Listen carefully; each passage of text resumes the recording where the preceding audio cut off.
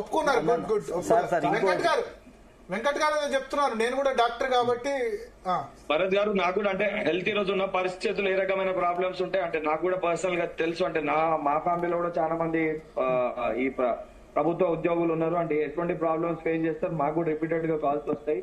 మీ being doctor నేను కూడా ఒకసారి మాట్లాడతాను. నేను కూడా ఒకసారి ముఖ్యమంత్రి గారితో ఈ విషయం పైన మాట్లాడి ఎట్లా దీన్ని రిజాల్వ్ చేయగలుగుతామో as an MLC I also try to talk to the committee and chief minister and we'll try to resolve it as early as possible. And ఇంకో విషయం కూడా సార్, వెంకట్ గారు ఇంకో విషయం మీరు మాట్లాడుతున్నారు కాబట్టి కార్పొరేషన్ ఉద్యోగులు, గ్రంథాలయ సంస్థ ఉద్యోగులు, యూనివర్సిటీ ఉద్యోగులు ఇంకొక 50 కోట్ల రూపాయలు ఇయ్యేందుకే సిద్ధంగా ఉన్నారు సంవత్సరానికి. వారిని కూడా దీంట్లో కలపండి. వారిని కలిపితే వారికి కూడా న్యాయం అవుతుంది. ఎట్లా మనం పైసలు ఇస్తున్నాం కాబట్టి వాళ్ళకు ఆ కమిటీ ఆ రోజు వాళ్ళని పక్కన పెట్టిన తర్వాత మాట్లాడతామని, కనీసం ఇప్పటికైనా దాన్ని టేకప్ చేస్తే అందరికి న్యాయం చేస్తున్నాం అవుతాం. తప్పకుండా మాట్లాడతాను, నేను ఒకసారి మాట్లాడి చేస్తాను. Thank you. సో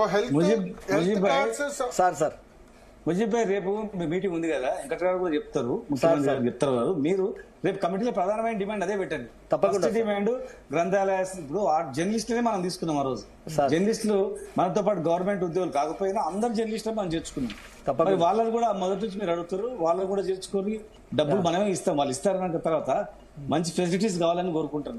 రేపు డిమాండ్, ప్రధానమైన డిమాండ్ లో ఈహెచ్ఎస్ ఇమ్మీడియట్ గా ఏర్పాటయ్యేటట్లు, ఏ ఎంప్లాయీ ఏ జబ్బు వచ్చినా ఏ కార్పొరేట్ హాస్పిటల్ అడ్మిట్ చేసుకోకపోతే, వైద్యం చేయకపోతే వాళ్ళ మీద యాక్షన్ తీసుకుంటామన్నట్టు చేయండి.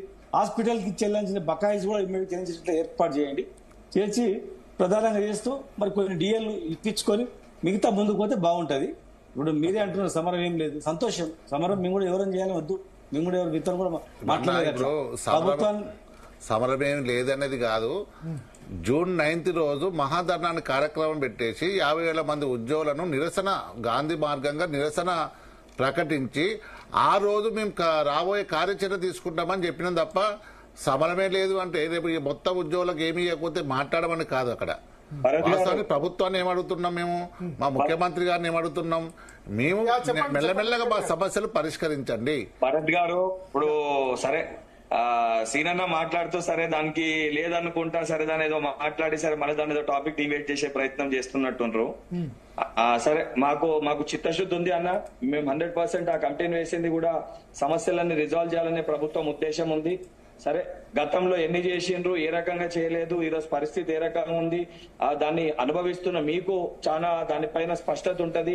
ఈరోజు 1వ తారీఖు జీతం వస్తుందా లేదా, గతంలో ఎట్లు ఇచ్చిండ్రు, 10, 15వ తారీఖు రాకపోతే ఈఎంఐలు గట్టకి ఎటువంటి పరిస్థితులు ఉండే కూడా చూసిండ్రు. అండ్ ముఖ్యమంత్రి గారు మాట్లాడిన మాటలు కూడా ఏ బాధ ఆవేదనతోటి మాట్లాడినారు. మీరు కూడా ఆ కుటుంబంలో ఒక కుటుంబ సభ్యులు కాబట్టి, ప్రభుత్వంలో మీరు కూడా భాగస్వాములు కాబట్టి మీరు కూడా అర్థం చేసుకుంటారని చెప్పి భావిస్తూ 100% ఏదైతే ప్రతి ఇష్యూస్ ని కూడా రిజాల్వ్ చేసే ప్రయత్నం చేస్తాము. అండ్ నా వంతుగా ఈ హెల్త్ కార్డ్స్ కూడా మాట ఇచ్చిన కాబట్టి దాన్ని కూడా నేను కమిటీ తోటి ముఖ్యమంత్రి గారి దృష్టికి కూడా తీసుకొని వెళ్తాం. అండ్ భరత్ అన్న, నేను మీటింగ్ లో ఉన్నాను, మీరు నాకు అర్జెంట్ గా జాయిన్ కామంటే జాయిన్ అన్నాను. So please excuse me. Thank you Venkat గారు. సో మొత్తాన్ని వెంకట్ గారు అయితే ఒక హామీ ఇచ్చారు, ప్రభుత్వంలో భాగంగా ఉన్నారు, రేవంత్ రెడ్డికి సన్నిహితులు కాబట్టి ఆయన అయితే ఒక హామీ ఇచ్చారు. శ్రీనివాస్ గౌడ్ గారు, హెల్త్ కాకుండా ఇంకా